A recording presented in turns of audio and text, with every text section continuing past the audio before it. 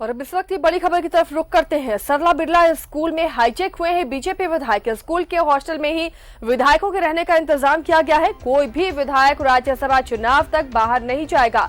विधायकों को मीडिया से बात करने की इजाजत नहीं। 2 बसों से इन्हें सीधे वोटिंग के लिए ले जाया जाएगा। एनडीए विधायक से फोन से भी संपर्क नहीं किया जा सकता है। ये डर है या फिर बीजेपी की तैयारी?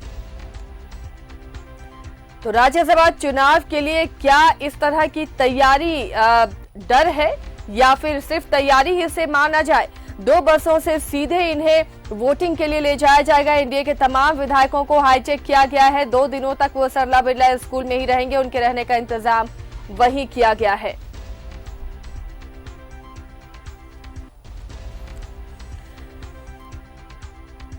हमारे सहयोगी अविनाश जुड़े हुए हैं, सीधे रुख करते हैं अविनाश का।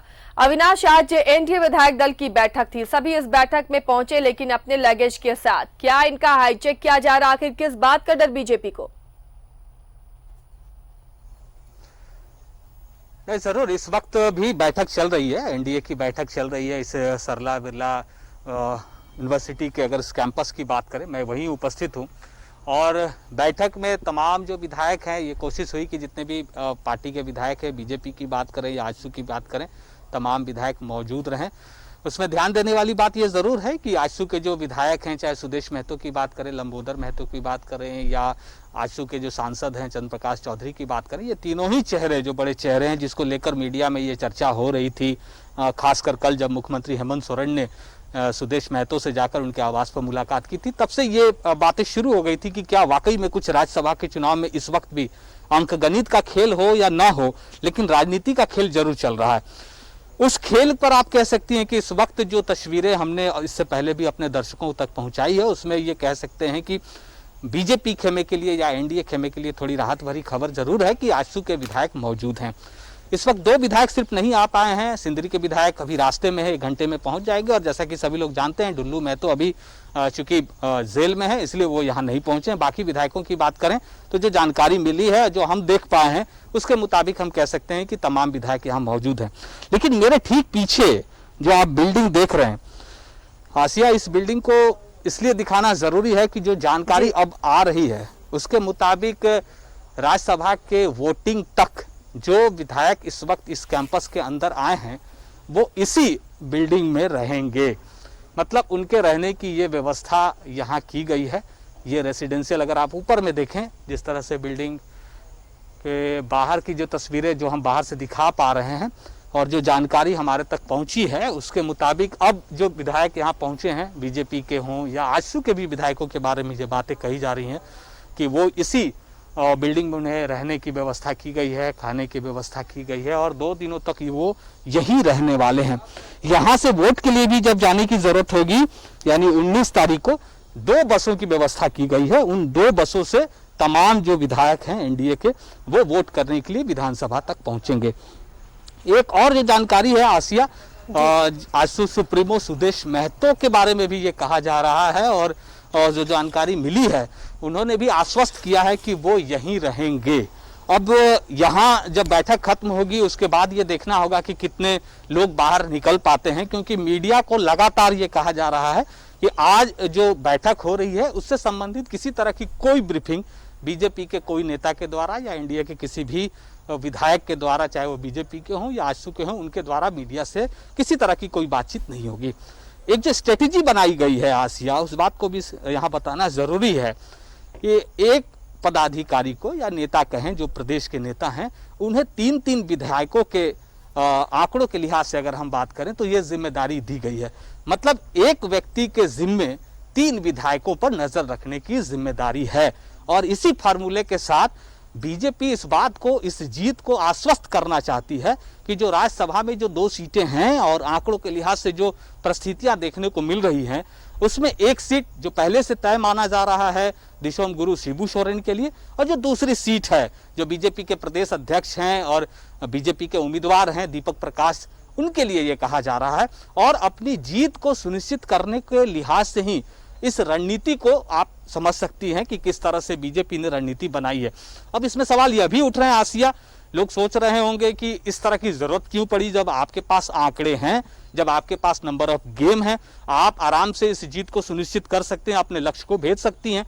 लेकिन यहाँ कुछ बीजेपी के नेताओं के अगर हम शब्दों पर गौर करें, जो ऑफ द रिकॉर्ड जो बातें हो रही हैं, उसमें यह कहा जा रहा है कि बीजेपी के नेता किसी तरह का कोई भी रिस्क नहीं लेना चाहते हैं, चाहे वो बीजेपी के कोई भी विधायकों के आने जाने को लेकर हो, बीजेपी के विधायकों से किसी तरह के कोई संपर्क को लेकर हो, आजसू के जो विधायक हैं उनसे किसी तरह के कोई दूसरे दलों के संपर्क को लेकर हो, और जिस तरह से मुख्यमंत्री हेमंत सोरेन ने सुदेश महतो से मुलाकात करने के बाद जो बीजेपी की धड़कनें बढ़ा दी हैं, उस नज़रिए से भी देखा जा रहा है। एक बात और ये इस बात को कही जा रही है, जब मीडिया ये सवाल पूछ रही है कि इसकी ज़रूरत क्यों पड़ी, अब तक तो ऐसा कभी नहीं हुआ था झारखंड में, अगर हम बीजेपी के इतिहास के लिहाज से अगर हम देखें, जवाब यही है कि उस वक्त आपको गौर करना होगा कि उस वक्त इस तरह के जब राज्यसभा के चुनाव हुए थे तो अधिकांश आप देखें तो उस वक्त राज्य में बीजेपी की सरकार थी, और इस वक्त जो राज्यसभा के चुनाव हो रहे हैं उसमें बीजेपी की सरकार नहीं है।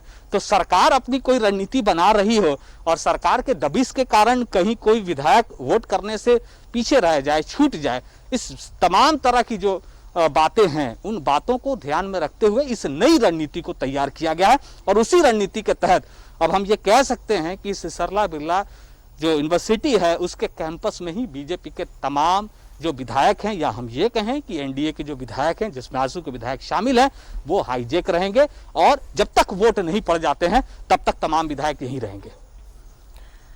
तो जब तक वोट नहीं पड़ेंगे तब तक इन विधायकों को सरला बिरला स्कूल में ही रहने का इंतजाम किया गया है। और इससे पहले भी मीडिया से बात करने की इजाजत उन्हें नहीं मिली। हमारे सहयोगी राजेश भी जुड़े हुए थे, अविनाश, उन्होंने कोशिश की विधायकों से बात करने की, लेकिन बीजेपी के ही लीडर उन्हें बात नहीं करने दिए। इतना खौफ क्यों, जब बीजेपी ये दावा कर रही है कि आंकड़े उसके पास है, बहुमत से ज्यादा उन्हें मिलेगा, जो आंकड़े उससे ज्यादा उन्हें मिलेगा, तो फिर इतना खौफ क्यों?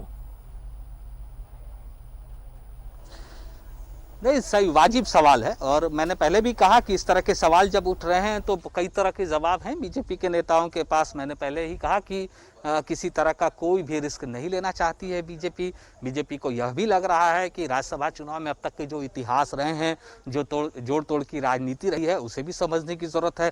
आपको थोड़ा पीछे इतिहास की तरफ जाना होगा। मुझे जो याद है 2012 में अगर आप देखें, जब संजीव कुमार जेएमएम की टिकट से राज्यसभा चुनाव गए थे, उस वक्त संभवतः आजसू के 5 विधायकों का समर्थन इसी जेएमएम को मिला था। उसके बाद अगर हम बात करें बसंत सोरेन की बात करें, मुख्यमंत्री हेमंत सोरेन के छोटे भाई हैं, और बसंत सोरेन जिस वक्त राज्यसभा का चुनाव लड़ रहे थे उस वक्त जेएमएम के पास कहें तो उनका आंकड़ा 30 के करीब था। बावजूद इसके क्या हुआ, बसंत सोरेन अपना चुनाव हार गए। पिछले चुनाव में भी अगर आप देखें, धीरज साहू जिस तरह से चुनाव जीते थे, सबको याद है कि पॉइंट के अगर हम मार्जिन की बात करें तो उससे उनकी जीत सुनिश्चित हुई थी।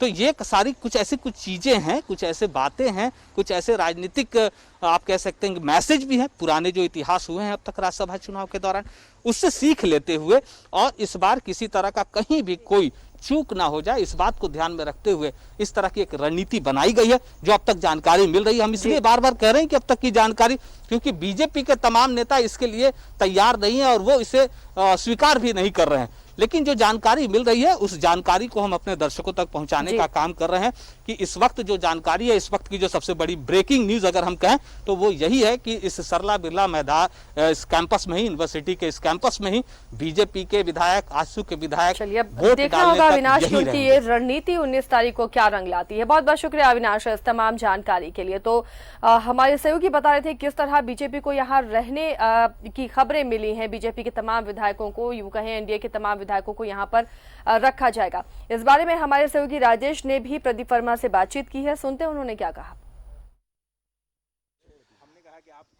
भारतीय जनता पार्टी के विधायक दल नहीं कुछ नहीं, अरे इधर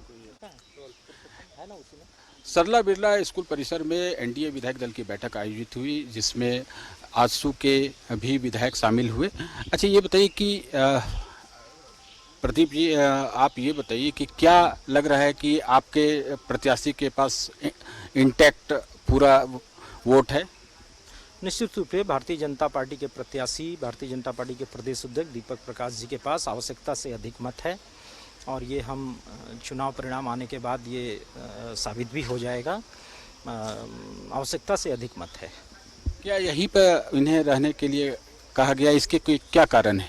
नहीं, ऐसा कोई बाध्यता नहीं है कि एकदम से यहाँ पे ब्लॉक करके रखना है। लोग अपनी आवश्यकता अनुसार आना जाना कर सकते हैं। बता रहे थे कि सोशल डिस्टेंसिंग का ये कुछ सब कई तरह का विषय है। एक असामान्य परिस्थितियां हैं इस समय, इसलिए बहुत ज़्यादा मूवमेंट और सब सरल तरीके से होना संभव नहीं है, इसलिए इस प्रकार की एक व्यवस्था बनाई गई है। सुप्रीमो सुदेश महतो से जब मुख्यमंत्री मिले तो ये अटकलें शुरू हो गई कि शायद आंसू कुछ निर्णय बदल सकता है, तो शायद अब आपको राहत मिली होगी।